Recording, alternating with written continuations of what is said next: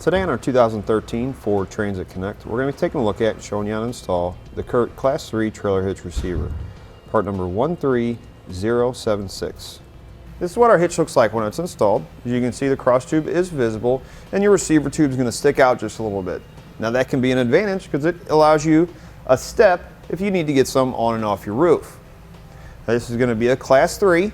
It's going to be a 2-inch by 2-inch. It's going to have a reinforced collar to give you a little extra stability on your receiver tube. Your hitch pin hole is going to be 5/8 inch in diameter.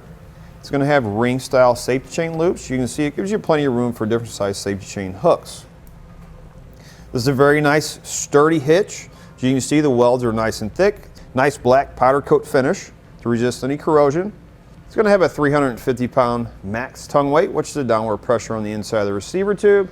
It's going to have a 3,500-pound max trailer weight, which is the trailer plus the load included. Now you can use weight distribution with this. Tongue weight's going to go up to 400 pounds. Trailer weight's going to go up to 4,000 pounds. I do recommend checking your owner's manual to make sure your vehicle can withstand that amount of weight, and you're going to want to pick the lowest number between the vehicle and the hitch. Now as far as the installation goes, it is a very simple installation, comes with all the necessary hardware. You're going to use existing holes in the frame. The only thing that can be a little bit trying is getting around your exhaust. Other than that, it is very simple. Now let's give you a few measurements to help you when deciding on any hitch mount accessory you may need, such as a bike rack, ball mount, or cargo carrier. Because our hitch sticks out, the center of the hitch pin hole is going to be dead even with the outermost part of the bumper. From that outermost part of the bumper to the outermost part of our receiver tube, it's going to be about 2.5 inches.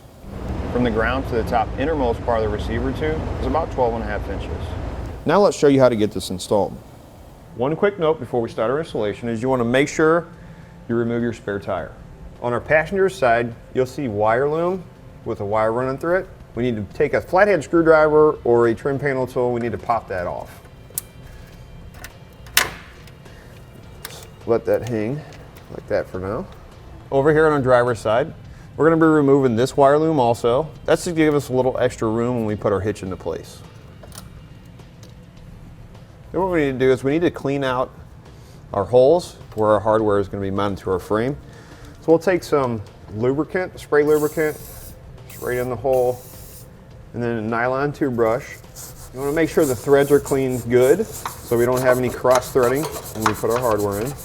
Then you're going to want to do that same thing on the driver's side.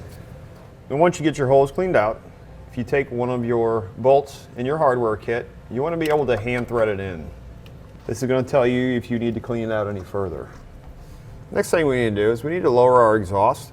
This back hanger here, if you grab, I'm going to use some channel locks. If you grab right up here at the top, you're going to turn it 90 degrees and it should slide right out. And you don't have to really squeeze it, you just want to get a hold of it. We'll turn it like this, just like that. Now with an extra set of hands, we'll slide our hitch into place. You want to make sure on your passenger side, you go up above your fuel lines and make sure that the wiring that you took down doesn't get pinched behind the hitch. And in your kit, you're going to get a hex bolt and a conical tooth washer. You want to make sure that the teeth of the washer are facing toward the hitch.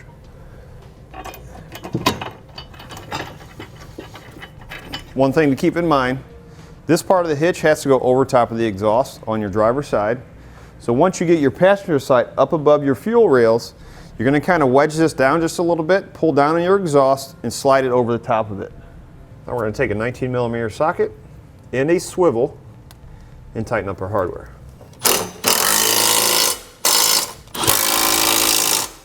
So this back one here on the passenger side, or most forward one to the vehicle, is where you're going to need your swivel because of this bend in this frame. Once you have all your hardware tightened down, we'll torque it down to the specifications and the instructions. You're going to repeat that process for remaining hardware. Now we can reinstall our exhaust, reinstall our spare tire, and we're ready to go. And that'll do it for a look at and installation on the CURT Class 3 Trailer Hitch Receiver, part number 13076 on our 2013 Ford Transit Connect.